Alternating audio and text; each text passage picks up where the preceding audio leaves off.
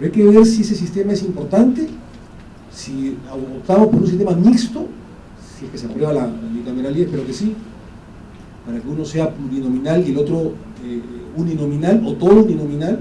Hay un proyecto que estamos elaborando al respecto. La eliminación del voto preferencial es otro de los buques de bandera de este paquete de medidas integrales que estamos debatiendo en la Comisión de Constitución, y espero que se apruebe antes que acabe la legislatura o en algún momento del año, como no es fácil, porque tenemos que consensuar, ¿no es cierto? La ley antitransfuga, es decir, sancionar el transfugismo parlamentario. Creo que eso es importantísimo, porque nosotros hemos considerado una estafa, un ardid, una estafa a la nación, que un determinado candidato parlamentario jure por una causa, por un proyecto, por un partido político, por un movimiento, y a la semana, al mes o al año se esté yendo a una bancada distinta. Eso lo consideramos una estafa. Y cómo no también otra medida que de repente no es muy popular, pero es necesaria como la bicameralidad, es el financiamiento público estatal a los partidos políticos. Ese es un tema que ha sido aprobado ya en la Comisión de Constitución y que va a ser merecedora de un amplio debate seguramente en el Pleno del Congreso de la República. Pero si queremos mejorar los cuadros en los partidos políticos, queremos transparentar los partidos políticos, que no se infiltren dineros mal habidos en los partidos políticos, el narcotráfico, como sucedió en el hermano país de Colombia, con Pablo Escobar, con los carteles de México, debemos apostar por los partidos políticos. Entonces creo yo que ese dinero del Estado, que no va a ser un carnaval, una fiesta de dinero, va a ser además controlado, auditado por la Contraloría, por la OMPE y por diversos organismos, servirá para el mantenimiento de los partidos políticos, para la formación de cuadros, para las academias nacionales de política de los partidos, para la formación de canteras y para la instalación de bases partidarias.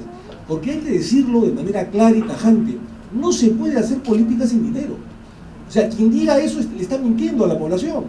La política se hace con dinero, desde que se saca publicidad, desde que se viaja de un lugar a otro, desde que se pone una bandera o se arma una base partidaria en el poblado más recóndito del país. Y si queremos transparentar, como en todos los países del mundo civilizados y democráticos, apostemos por el financiamiento público estatal a los partidos políticos, controlado, fiscalizado, auditado. Creo que eso es importante. Y en el tema de la bicameralidad se han mencionado algunas cosas. Por ejemplo, si va a haber o no duplicidad de funciones. Bueno, yo les digo que, a diferencia de tiempos pretéritos y las antiguas bicameralidades, esta va a ser una bicameralidad distinta, es decir, no va a haber duplicidad de funciones, no van a ser cámaras mellizas, no van a ser cámaras que dupliquen, gemelas que dupliquen las mismas funciones. En la Cámara de Diputados, y saludamos también, como no, al decano del Colegio Médico que nos ha prestado este auditorio, el doctor Palomino, muchísimas gracias. Pero lo que les decía es que no puede tener duplicidad de funciones, no puede ser cámaras gemelas como eran antes. La Cámara de Diputados va a tener iniciativa legislativa, como el día de hoy la unicameralidad, iniciativa legislativa, va a tener evidentemente el control, la fiscalización y el control político y de representación. Y la Cámara de Senadores, que está aprobado esto en la Comisión de Constitución, ha pasado al Pleno, y esto sí es inamovible, y la Cámara de Senadores se va a dedicar a revisar las leyes que han sido aprobadas por la Cámara de Diputados.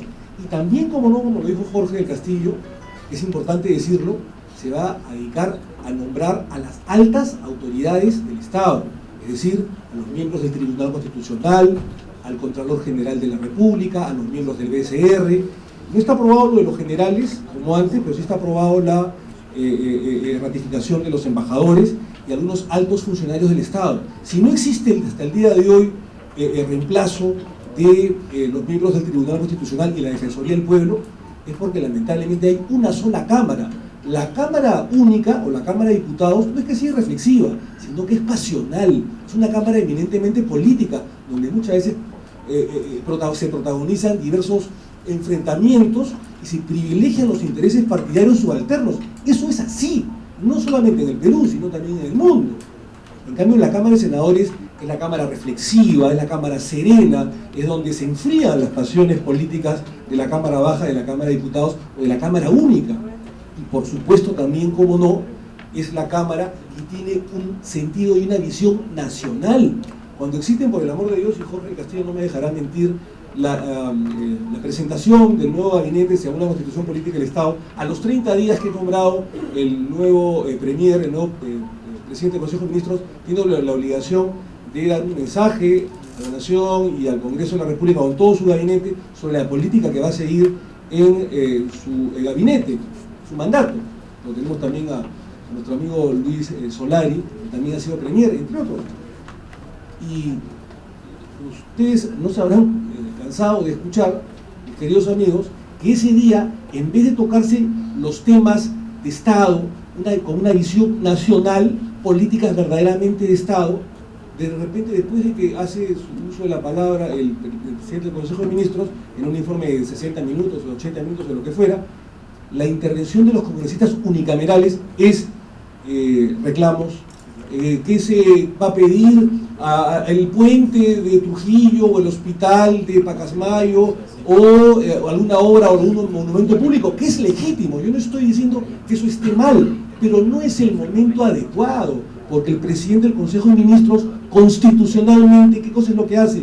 Da, digamos, a conocer las políticas macro, las políticas de Estado, los lineamientos generales, y no las políticas menudas del hospital o del puente o de la carretera. Y eso es lo que lamentablemente se ha distorsionado con la Cámara Única. Por eso es que, aunque a muchos no les guste, la Cámara de Diputados es más regional, es más municipal, es más vecinal, mientras que la Cámara de Senadores, que es más reflexiva, más serena, es la Cámara que elabora, revisa las grandes políticas de Estado, las grandes políticas y los nortes a seguir. Y es por ello que se ha hecho un cambio sustantivo.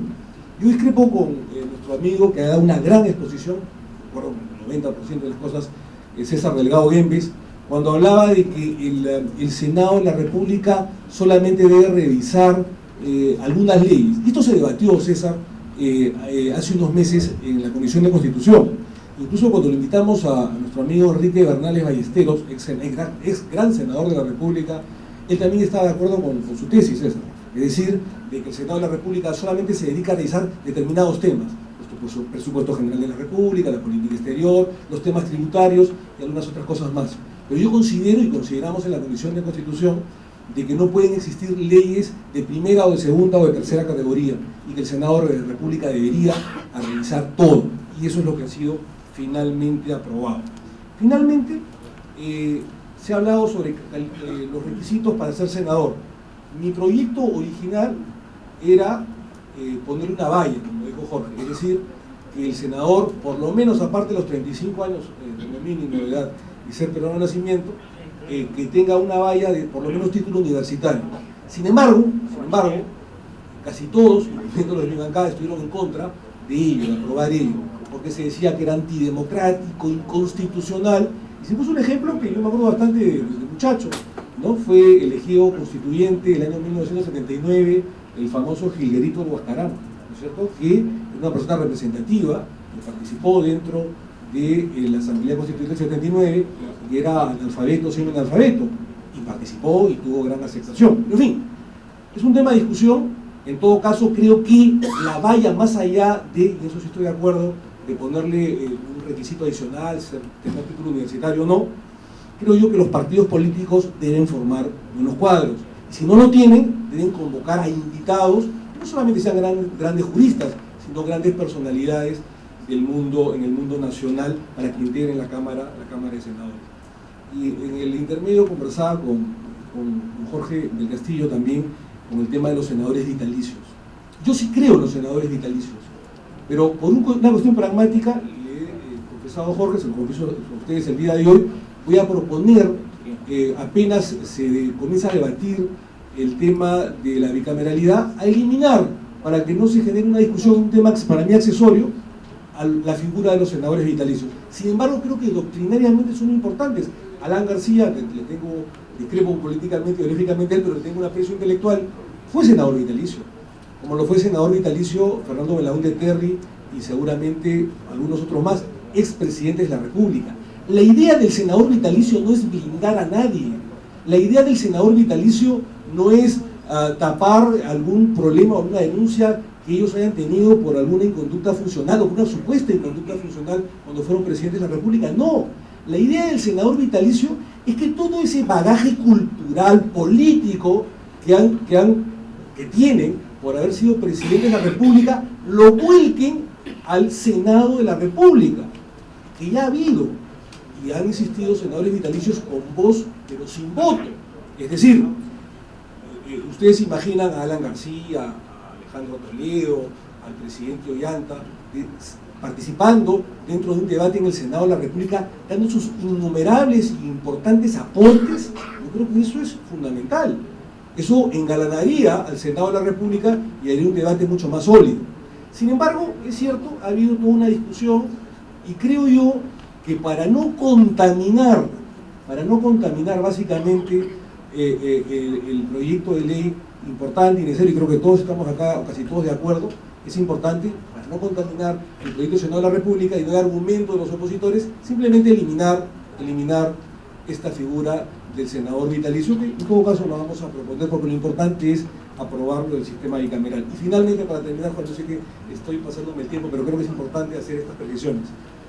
Yo el día de hoy quiero volver a solidarizarme con el pueblo venezolano, ¿no es cierto?, que está siendo víctima de una represión furibunda, una represión salvaje, antidemocrática, inconstitucional, donde se violan los derechos fundamentales. Lo que he dicho hoy o ayer o la semana pasada lo dije en campaña, ¿no es cierto? No es un tema nuevo, no que esté cambiando. Si ustedes revisan todas mis declaraciones, han ido siempre en el mismo sentido.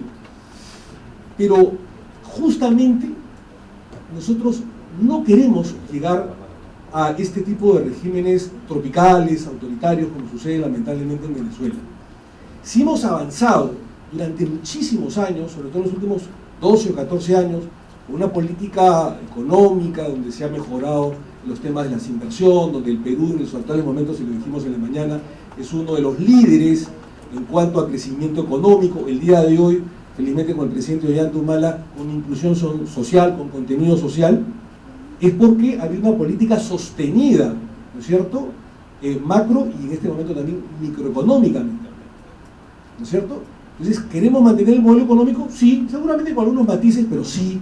No queremos regresar a épocas populistas o épocas estatistas, y eso lo ha comprendido perfectamente el presidente Ollanta Humala.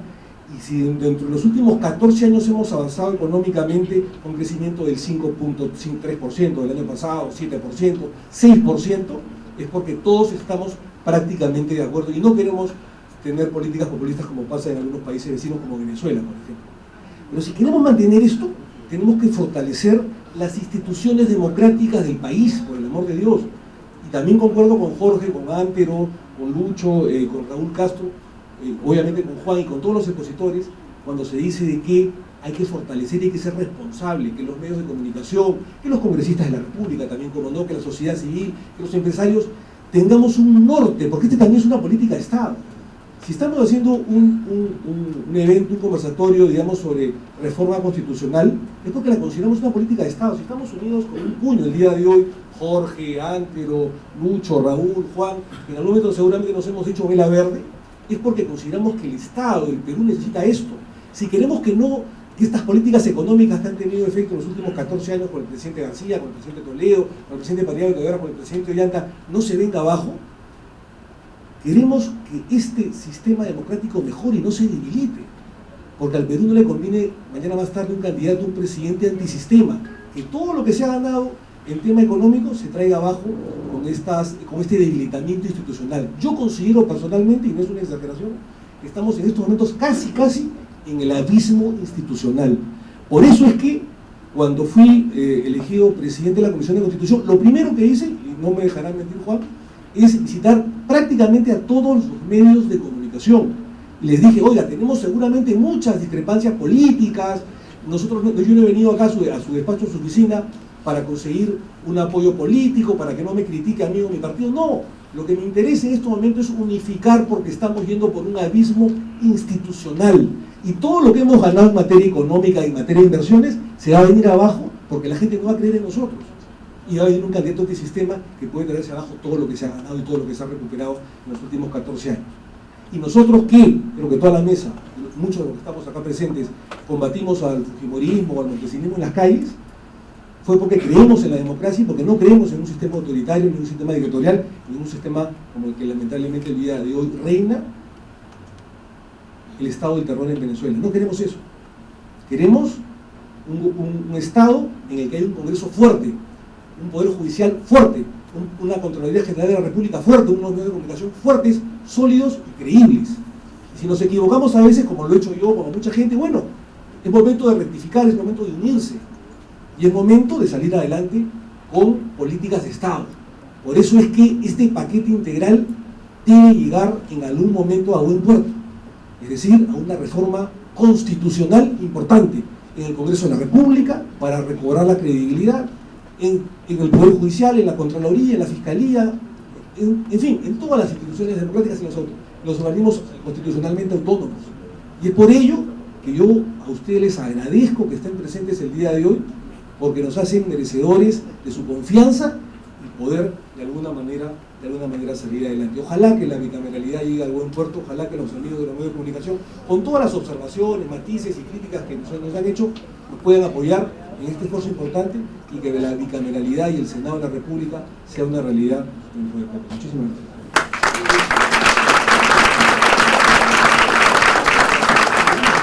Quería yo plantearles cuánta voluntad política había en los partidos representados en el Congreso, cuánta voluntad política había para que muchos de los condicionamientos actuales, entre ellos en que el proyecto de rescate del Senado esté acompañado de algunas otras reformas, cuánto de esos condicionamientos van a constituir trabas insalvables, o quizás no. Con esa sugerencia, doy la palabra al doctor Andrés Flores Arauz, en el orden de siguiente. Gracias. Me voy a abstener porque ya todo está dicho. Les agradezco.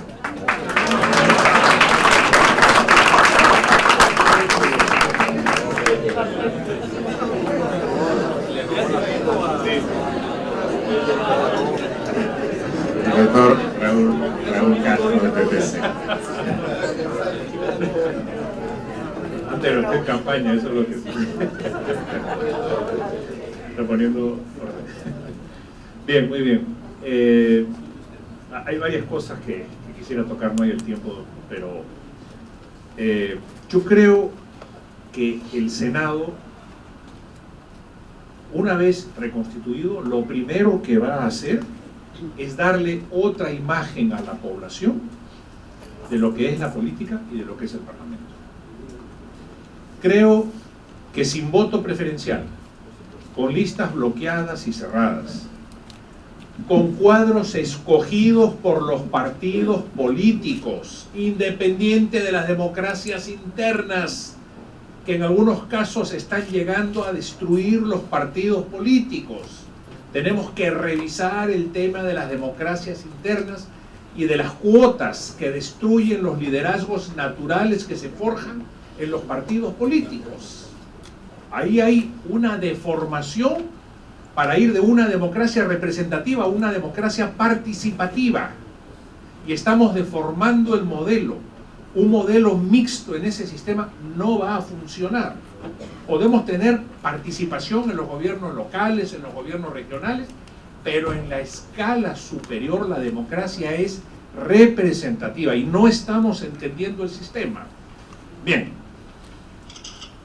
se han dicho tantas cosas que habría que comentar y que son absolutamente válidas. Entonces, la imagen que transmita un Senado, como lo era históricamente en el Perú, distinta de las cortísimas intervenciones de la Cámara de Diputados, creo que va a fortalecer a los partidos políticos y va a permitir que sin todas las trabas que acabo de exponer, por ejemplo, voto preferencial, los partidos puedan mostrar su verdadero potencial y su verdadera direccionalidad política.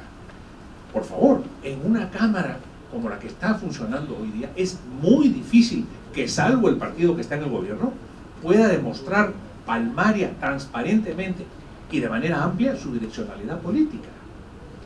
Porque en medio de todo el sancochado que se arma con los proyectos de ley de todo tipo, es muy difícil presentar una plataforma clara que responda a una línea política preconcebida de cara al pueblo. Entonces, esto confunde porque hay ideas de uno y otro lado y se viene. Francamente, la Cámara Única no está cumpliendo su cometido. Ahora bien, yo sí creo que debe haber pesos y contrapesos. O sea, concuerdo con Omar que el Senado debe revisar, no sé si todas las leyes, pero por lo menos algunas leyes importantes, ¿no es cierto? Y, por ejemplo, había una propuesta de César que me gustó: las leyes que hayan sido aprobadas por unanimidad o con cierta calificación, votación calificada, por ejemplo, no deberían pasar. Podría ser, pero por ejemplo, leyes orgánicas, leyes especiales, leyes que modifican la estructura del Estado, etcétera, etcétera, etcétera, de desarrollo constitucional, etcétera, sí deberían pasar a la segunda votación en el Senado. Se mencionó también un tema importante, lamentablemente no escuché la charla del senador Lozano, pero César mencionó un tema importante: el seguimiento de los fallos del Tribunal Constitucional, que en el Perú es un legislador positivo. Pero entonces deberíamos pensar si es que el Senado debería ser revisor de la constitucionalidad previa, como sucede por ejemplo en Chile. No sé si en Colombia también hay una revisión previa de la constitucionalidad o si es a posteriori.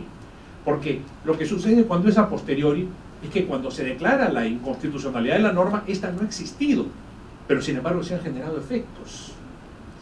Ahí hay un tema legal constitucional que es francamente bien complicado y que hace más complicado nuestro sistema jurídico legal, que hoy día ha llegado a tener una cantidad enorme de leyes y unas complicaciones que favorecen el enredo, y donde hay enredo hay corrupción. Entonces tenemos que pensar en que un sistema más transparente, más simple, más institucionalizado, definitivamente ayuda a disminuir la corrupción. Ahora bien, el tema de las funciones simétricas o asimétricas del Senado. Simétricas, las mismas funciones que la Cámara de Diputados. Asimétricas, funciones distintas, algunas iguales. Por ejemplo, Jorge mencionaba la función de ratificación de mandos militares. Importante. Es un tema que deberíamos pensar para que esto no quede solamente en función del poder de turno, porque esto va favoreciendo los apetitos del poder de turno, que van convergiendo hacia tradicionalmente ha sucedido así en el Perú, hacia un copamiento de los poderes para tener alguna suerte de impulso o alguna suerte de fuerza que nos lleva a territorios inexplorados, o mejor dicho, muy explorados en la historia del Perú. De manera que son temas que nosotros tenemos que mirar con mucho cuidado, porque el Senado sí podría cumplir una función importante. Los temas que se han mencionado: nombramiento de los miembros del Tribunal Constitucional, de la Defensoría del Pueblo, de los integrantes del Banco Central de Reserva, fiscalización y control político de los entes constitucionales, que no se está haciendo. Consecuencia, órganos constitucionales, además de los 3 poderes del Estado, Banco Central de Reserva, etcétera, etcétera. De manera que hay una serie de funciones que nosotros podríamos pensar que un Senado bien conformado podría tener y que serían de muchísima utilidad para el país. La visión nacional. Yo creo que una visión nacional le va a dar al ciudadano, lo que decíamos un poco al inicio, una sensación de que el Perú tiene rumbo y tiene destino.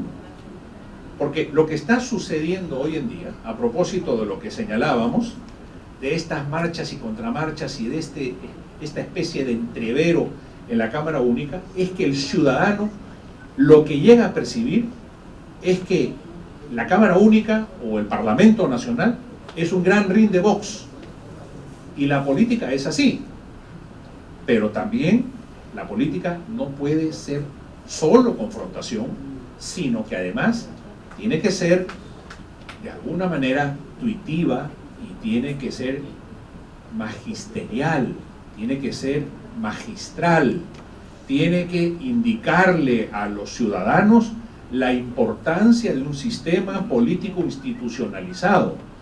Y hoy en día las herramientas y el diseño que tenemos está deteriorando cada día más la institucionalidad del país. Yo les señalaba el tema de las revocatorias.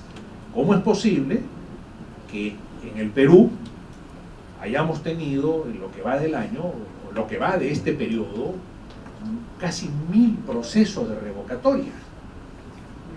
Somos el país número 1 en la revocatoria. Participación ciudadana, dicen inmediatamente. No, señor, no hay participación ciudadana cuando la ciudadanía todavía no se ha compenetrado de la verdadera noción de ciudadanía. Y en consecuencia, estamos usando la revocatoria desde el día siguiente a aquel en que el ganador asumió el cargo, porque lo hemos convertido en un instrumento de venganza. Entonces, estamos destrozando la poca institucionalidad que nos queda. De ahí la importancia que señalábamos de esta reforma política, que ha sido muy bien resumida por Omar, y que tenemos que impulsarla a cualquier precio. Cuando digo cualquier precio, digo inclusive la inicial de sazón popular. Yo planteé la reforma política, y el APRA también planteó una reforma política en el Congreso pasado, pero no sacamos absolutamente nada. Yo fui presidente de la Comisión de Justicia y planteé la reforma de la Administración de Justicia. Saqué la ley de la carrera judicial, la nueva ley de casación, la reforma del Código Procesal Constitucional. Sacamos algunas cosas interesantes. Pero en reforma política no sacamos nada. Apenas una pequeña modificación de la ley de partidos políticos para que, de alguna manera, se tratara de acercar la enorme diferencia que había entre las ventajas que tenía ser un movimiento regional y un partido político que tenía que competir con esos movimientos regionales. Quiere decir que a los partidos políticos se les exigía una cantidad enorme de requisitos para presentar candidatos en las regiones, a los partidos nacionales, y a los movimientos regionales no se les exigía. Bueno, nivelamos eso para que tuvieran el requisito de firmas, de etcétera, etcétera, etcétera, y pudieran ser, de alguna manera, institucionales. ¿Qué está pasando hoy día en las regiones? Me están mirando de nuevo, Juan. Hoy día en las regiones, ¿saben qué está pasando? Está pasando lo siguiente. La gente dice, los movimientos regionales se arman en torno a un grupo de amigos, vienen, gobiernan, hacen cualquier barbaridad y después nadie da cuenta. Nadie da cuenta, señoras y señores. Los movimientos desaparecen, los caudillos desaparecen y chao, Juan, nunca más te vi. En cambio, los partidos políticos quedan, nuestros comités quedan, nuestros dirigentes quedan, nuestros líderes se esfuerzan por dar la cara y seguir manteniendo el electorado que los ampara. Entonces, este tema de la reforma política, yo creo, es francamente un tema vital en la cual tenemos que asumir el costo político que sea, porque así lo reclama el presente y el futuro del país. Gracias. Gracias, doctor Raúl Castro. Doctor del Castillo, adelante. Sin culpar a la prensa de las reformas que no han podido hacer.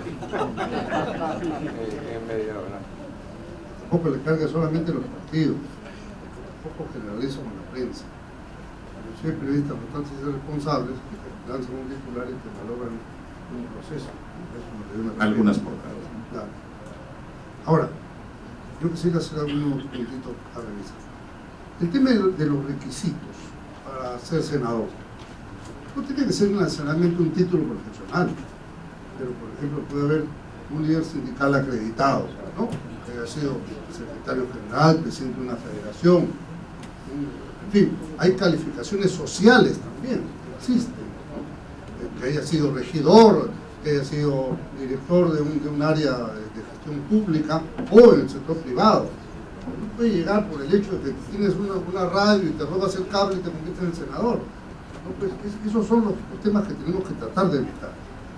Respecto a la elección mediante el mecanismo uninominal, hay que tener cuidado con eso. Porque la idea, por ejemplo, de poner un diputado por provincia, y le pregunto, ¿y dónde quedan las minorías? ¿No? Entonces es un tema que hay que analizar con sumo cuidado para no cometer un error en ese sentido. Y el tema de del control de ascensos o de algunas nominaciones, sí me parece importante. Claro, el argumento es los políticos en el Senado se van a poner de acuerdo. Bueno, mucho más grave es que quien tiene el poder en el Ejecutivo maneje a su mejor saber y entender y termine poniendo a sus compañeros de promoción en todos los cargos militares para los próximos 4 o 5 años. Porque eso es lo que está pasando, ¿sí o no? Por supuesto que sí. Todo el mundo lo sabe. Toda la promoción del presidente Humala está en los cargos militares más altos del ejército peruano. Responden a una evaluación cívica, política, de carrera, no responden a otros criterios. Entonces, esto hay que decirlo con todas sus letras porque estamos en un foro abierto y democrático. Entonces, no ofendo a nadie. Pero digo, es mucho mejor, ¿no?, el control político serio, equilibrado, con votación calificada, para que no haya excesos, ni inclinaciones, ni diferencias que sean malhadadas. Bueno, ahí concluyo. Gracias.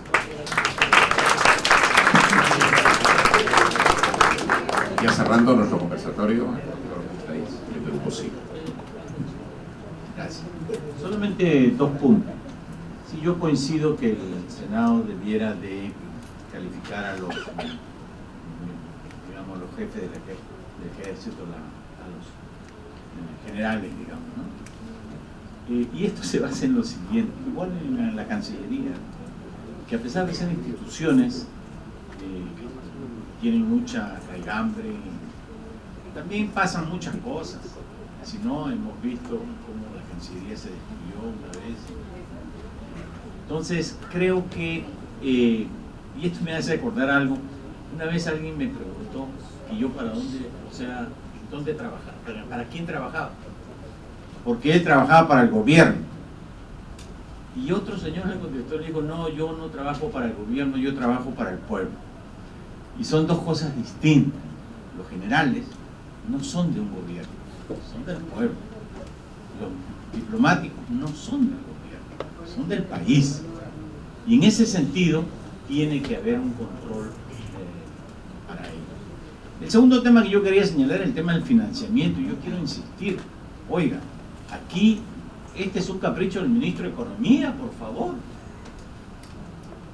Es un capricho del ministro de Economía. Es decir, con lo que se aumentaron los salarios de 30.000 soles, ya habrían pagado el financiamiento de los partidos políticos. Y eso no puede ser. No puede ser que un funcionario público esté parando una ley del Congreso. Tendría que aplicársele algún tipo de sanción. Eso no puede ser. Y yo les quiero decir lo siguiente, porque yo participé en Colombia, por quien también tengo un gran aprecio y un gran cariño. Viví 6 años en Colombia, era representante del secretario general de la ONU en Colombia, en una época difícil, la época de Santofimio, ¿no es cierto?, la época en que, de Pablo Escobar, la época en que el narcotráfico había infiltrado la política colombiana. ¿Y por qué? Porque no, y pasaba lo mismo que acá, no habían recursos, se buscaban los recursos donde sea, el que tenía su dinero venía y era candidato, compraban los cupos, etc. En medio de una lucha enorme que tenía el pueblo colombiano en ese momento con las guerrillas, que felizmente hoy día ha ido saliendo de eso. Pero la Alianza del Pacífico, por ejemplo, los países miembros de la Alianza del Pacífico, el único que no tiene bicameralidad es el Perú. México, Chile, Colombia, tienen bicameralidad. Entonces, yo creo que aquí en esto tenemos que ser muy claros. Yo quiero adelantar a mis amigos de los otros partidos que vamos a tener que hacer un acto firme con respecto al financiamiento de los partidos políticos. Porque no puede ser pues que haya una indecisión y que un funcionario público, ¿no es cierto?, esté parando lo que el Congreso ha determinado. Gracias.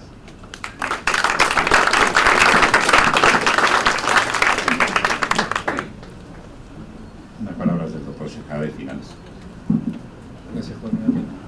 Solamente 2 puntos rapidísimos. Independientemente del problema que se ha planteado sobre el retorno de la bicameralidad del Senado, el Perú tiene un problema de subrepresentación en el Congreso de la República. Las constituciones políticas del Estado no solamente las bicamerales, sino también las pocas unicamerales que hemos tenido, que han sido 2 o 3 como esta, siempre hablaban, desde 1828, por ejemplo, que por cada 24.000 almas debería existir un diputado. La del 34 repetía lo mismo, la del 56, 1856, 1856, cuando apenas existían 3 millones de habitantes aproximadamente, se hablaba de que por cada 25.000 habitantes un representante. La de 1860, que fue la que más duró hasta 1920, por cada 30.000 almas decía un diputado. Y el estándar actual en América Latina, y me atrevería a decir que también en Europa, es que por cada 50.000 habitantes hay un representante, un congresista, sea diputado o senador, por cada 55.000. ¿Ustedes saben cuál es la cifra en el Perú? Es por cada 237.000 personas apenas hay un congresista o un representante. Es imposible que un congresista pueda representar a más de 200.000 personas. O sea, hay un problema serio de representación, una subrepresentación que creo que hay que mejorar y solucionar al respecto. Y finalmente, con el tema del gasto. Yo creo que destinar fondos para mejorar la institucionalidad democrática del país no puede considerarse un gasto, sino una inversión. Una inversión que va a tener que traer utilidades. Eso en primer lugar.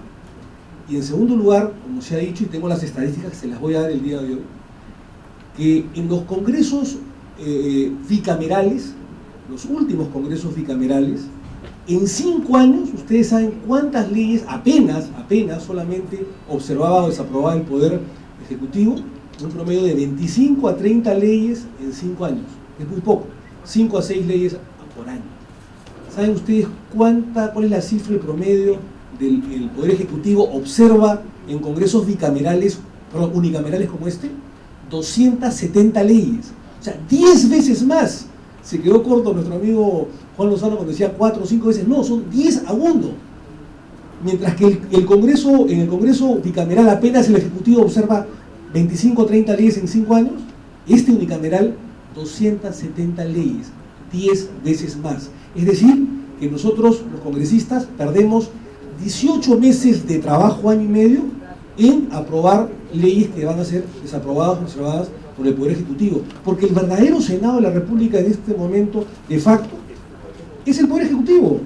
Ni siquiera el Poder Ejecutivo del Presidente de la República. Es a veces el Consejo de Ministros, como lo hablábamos en la mañana, y a veces un asesor de un ministerio, Raúl. Un asesor de un ministerio. ¿No es cierto? Entonces, eso debe cambiar. Y los que dicen de que en un sistema bicameral se gasta más, no, les voy a decir que no es cierto. En el último sistema o congreso bicameral que tuvo el Perú, participó también Jorge Castillo, Ander, que en ese momento eran diputados, que habían grandes personalidades, fue el último gran congreso que tuvo el país con grandes personalidades. El presupuesto por anual al Congreso de la República, en 2 cámaras y con 240 representantes, 180 diputados y 60 senadores, era 36 millones de soles. Acá tengo las cifras, 36 millones de soles. ¿Ustedes saben cuánto gastó el famoso CCD, Congreso Constituyente Democrático, del año 93? Con apenas 80 representantes, o sea, la tercera parte, 43 millones de soles. O sea, 7 millones de soles más. ¿Y ustedes saben cuánto gastó el primer Congreso unicameral de Fujimori, del 95 hacia adelante, por año? 66 millones de soles. O sea, casi el doble, con la mitad de congresistas, ¿no es cierto?, en este sistema unicameral. Casi el doble.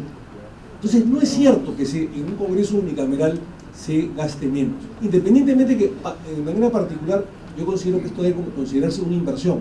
Porque así como el Ejecutivo, con legítima razón, invierte, no gasta, invierte en hospitales, en aumentarle el sueldo a la Fuerza Armada, a la Fuerza Policial, en equipamiento bélico para la seguridad policial o la seguridad de defensa, o para los médicos, acá no tenemos algún para los niños. Entonces, con toda legitimidad, y se considera una inversión porque es favorable, que va a hablar el grupo dentro de un rato, es favorable para el país, igual para nuestras instituciones democráticas, como el Congreso de la República, entre otras, debe considerarse una inversión, en un gasto, por el amor de Dios. Independientemente de que, como bien ha dicho nuestro amigo Delgado Guembes, se pone un tope para que no haya un carnaval de dinero, un tope del 0.6 o 0.7 del presupuesto general de la República para el Congreso. Pero creo que son cifras que habían que decirlas para sincerar, porque no es cierto que, y no me parece bien que se le engañe a la población diciendo que los congresos unicamerales se gasten más, cuando es todo lo contrario, porque además hay mejor calidad de leyes y mejor calidad legislativa. Me voy con una frase de mi amigo Juan Lozano el día de hoy, y no soy su publicista ni su jefe de campaña, cuando dijo que una ley mal dada puede equivaler el gasto de 1000 congresistas. Una ley mal dada, o un paquete de leyes mal dadas, puede equivaler el gasto de 1000 congresistas. Cuidado con eso, cuidado con eso. Muchísimas gracias.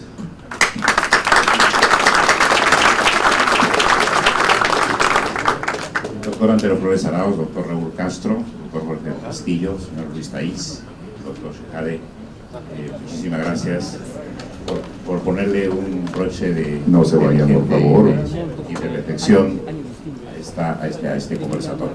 Mi reconocimiento también a los doctores Lozano y Delgado, que indudablemente han sido los grandes motivadores de esta noche. Muchas gracias a todos. Bien, un fuerte aplauso por favor a los señores integrantes de la mesa redonda, este conversatorio sobre el retorno de la bicameralidad. Y por favor no se vayan, por favor, tomen asiento por favor. Agradecer, ya lo dijo don Juan Paredes Castro, gracias a todos ustedes. Y antes de la clausura oficial del señor congresista Omar Shehadeh, el doctor César Palomino, decano del Colegio Médico, quiere unas palabras, porque este escenario ha sido justamente el marco para este importantísimo debate. Doctor César Palomino, por favor. Gracias, muy buenas noches a todos y a todas, en especial al señor congresista de la República, el doctor Omar Shehadeh, presidente de la Comisión de Constitución y Reglamento, y a todos los señores representantes de los partidos políticos, al doctor Luis Solari, ex ministro de Salud. Es para el Colegio Médico importante fomentar estos espacios de debate que reflejan y refuerzan a la democracia. Este tema es vital para la consolidación del sistema democrático en el país. Y nosotros envidiamos sanamente cómo en este tema, que seguramente traerá a colisión posiciones de reforma o no sobre la bicameralidad, en nuestro caso, en el sector salud, este necesario debate en un momento tan crucial no se dio con la amplitud necesaria. Aprovechando este marco, queremos solicitarle a los representantes de los diversos partidos y fuerzas políticas del país que presten atención en el tema de la reforma en nuestro sector que se ha iniciado. El Congreso de la República, en una votación muy discutida, muy cerrada, optó por darle al Ejecutivo facultades extraordinarias por primera vez en la historia republicana al Ministerio de Salud, para que sin necesidad de pasar las normas por el filtro del Congreso, se legisle en esta materia. Producto de esto tenemos 23 decretos legislativos, los cuales ahora precisamente están siendo solicitados a través de los colegios profesionales y gremios en salud, ante el Tribunal Constitucional y ante el Congreso, que se deroguen. Quiero solamente poner un ejemplo. Un decreto legislativo, el 1153, que por ejemplo ha conminado a los trabajadores y profesionales de la salud que aún estaban en la ley 2530, una ley tuitiva, a pasar a una AFP de manera obligatoria. ¿Y qué AFP? Nada más y nada menos que la AFP Hábitat de capitales chilenos. Eso es un ejemplo de lo que se hace cuando no hay regulación, cuando no hay prepublicación de las normas. Y estamos ahora en un debate que no es único en el Perú. Se ha dado en otros países del mundo, en donde tenemos que escoger un camino porque se va a pautar los próximos 20 o 30 años de la salud pública en nuestro país. O escogemos el camino de la salud como derecho humano fundamental, reforzando la seguridad social, pues escogemos el camino del aseguramiento, estos paquetes que han fracasado ya en otros países de la región y que transforman a la salud en un negocio. Voy a poner un solo ejemplo de esto para terminar mi intervención. Hace poco hemos sido testigos a través de la prensa cómo un menor de edad sufre un accidente en la Costa Verde, aquí, a pocos kilómetros. El padre de ese menor, una vez que la roca impacta en su hijo, lo lleva con la prima de un seguro privado. Habrá pensado dentro de sí, todo va a estar bien, no te preocupes, vamos a una clínica particular porque estoy asegurado. y en la clínica no lo atienden. ¿Por qué razón? Oiga, señor, usted no sabe leer las letras pequeñas. Esto no ha sido un accidente vehicular. ¿Cómo? Si ha sido en mi vehículo. Ha sido una autopista de alta velocidad. Sí, pero no ha sido contra otro carro. Por lo tanto, no le corresponde la atención. ¿Qué diferencia hubiera habido si ese menor tuviera seguro social o por lo menos hubiera estado afiliado al CIS? Porque se le hubiera atendido sin interesar, sin importar el origen de su problema. Esa es la diferencia entre los modelos de aseguramiento privado, porque un seguro privado siempre va a buscar ganar, y si para ganar tiene que dejar de atender, lo va a hacer. En cambio, el seguro público, el sistema público, tiene que atender porque la salud es un derecho. Eso es lo que nosotros estamos buscando y pedimos que el debate se abra, que no se nos imponga una reforma simplemente porque hay grupos que están impulsando un modelo que, como repito, en otros lugares del mundo, como en Colombia, Chile y en España, ha fracasado. Acá lo que los peruanos necesitamos es salud como derecho y con calidad para todos. Para terminar, yo tengo acá mi boleta de pago, así que los incrementos que supuestamente el gobierno han dado no son tales. Sin embargo, queremos señalar que no nos parece justo que para algunas instituciones como la SUNASA, un señor chofer que seguramente lo tiene bien merecido, gane cerca de 6.000 soles, y un médico contratado, especialista, con 7 años de estudios y 3 de especialidad, a veces no ofrece ni siquiera los 2.000 soles en el país. Así que yo los invito a que nos apoyen, al igual que otros profesionales como los maestros, policías y demás trabajadores del sector público, a que se haga una justa escala remunerativa para todos, basados en la famosa meritocracia que exige el señor presidente de la República, y que los ministros de Estado guarden relación también entre las carteras que conducen y su grado de preparación. Les agradezco el espacio, les reitero el saludo y ojalá que puedan ayudarnos a que este debate en la reforma en el sector salud se amplíe con los partidos políticos y con la ciudadanía. Muchas gracias. Muchas gracias, doctor César Paulino, decano del Colegio Médico del Perú. Bien, doctor Omar Chejade, la clausura oficial. Tomar asiento, por favor, tomar asiento. Yo sé que ya están deseosos de partir a casita, pero el doctor Omar Chejade, presidente de la Comisión de Constitución, va a clausurar el evento. Muchísimas gracias. Estimados colegas congresistas, ex parlamentarios aquí presentes, representantes de las diferentes instituciones públicas y privadas, en general, señores expositores, señoras y señores. Hemos escuchado con atención las brillantes exposiciones de nuestros invitados, así como los comentarios y puntos de vista de los representantes de distintos partidos políticos que se han dado esta noche. Las ideas que hemos compartido, estoy seguro, contribuirán a entender mejor la magnitud de esta importante reforma que desde la Comisión de Constitución del Congreso venimos avanzando, y estoy seguro que de aprobarse el retorno a la bicameralidad, la reinstauración del Senado de la República, la democracia y la gobernabilidad democrática habrán dado un paso muy importante en nuestro querido país. Agradezco de manera especial la presencia y la participación en este conversatorio de nuestro amigo, el senador Juan Lozano Ramírez. Deseamos que su estadía en el Perú sea provechosa y que a su regreso transmita a nuestros hermanos colombianos nuestros máximos deseos de democracia y de prosperidad. La Comisión de Constitución y Reglamento que presido viene realizando importantes cambios en la legislación. A la fecha nos encontramos abocados al análisis y debate sobre el transfugismo parlamentario, la no reelección de las autoridades regionales y municipales, en breve la reforma del sistema electoral, como les decía, ver o evaluar el sistema de los distritos uninominales, el voto voluntario, el voto facultativo, la ley de partidos políticos, el financiamiento público estatal a los partidos políticos, entre otras medidas que han sido posibles gracias al esfuerzo y al apoyo decidido de representantes de las distintas bancadas que integran la Comisión de Constitución y Reglamento. Está pendiente, repito, en el Pleno del Congreso la aprobación de estas diversas reformas constitucionales, entre ellas el derecho al agua como derecho fundamental, el retorno a la bicameralidad del Senado, y confiamos que estas medidas serán pronto aprobadas en el Pleno del Congreso de la República. Yo por mi parte daré todo de sí, como siempre lo hemos hecho, para que en el Pleno del Congreso de la República pueda ser debatido y aprobado a partir de marzo, abril o mayo, y en el peor de los casos antes que acabe la legislatura en el mes de julio. Estimados amigos, la institucionalidad del país, como decía, es una tarea que no termina nunca, por lo que siempre tenemos que ir revisando nuestros procesos para ir adecuándolos al tiempo que nos toca vivir. Este conversatorio, mis queridos amigos, ha sido en esa medida un pretexto para reflexionar sobre la importancia de ese objetivo y sobre las acciones que tenemos que seguir para lograrlo. Estoy seguro que más temprano que tarde el retorno a la bicameralidad será toda una realidad y que ello permitirá que nuestra democracia se fortalezca, generando los cambios que las mayorías tanto reclaman. Les agradezco su participación y su asistencia y sin más declaro por clausurado este magno evento. Muchísimas gracias.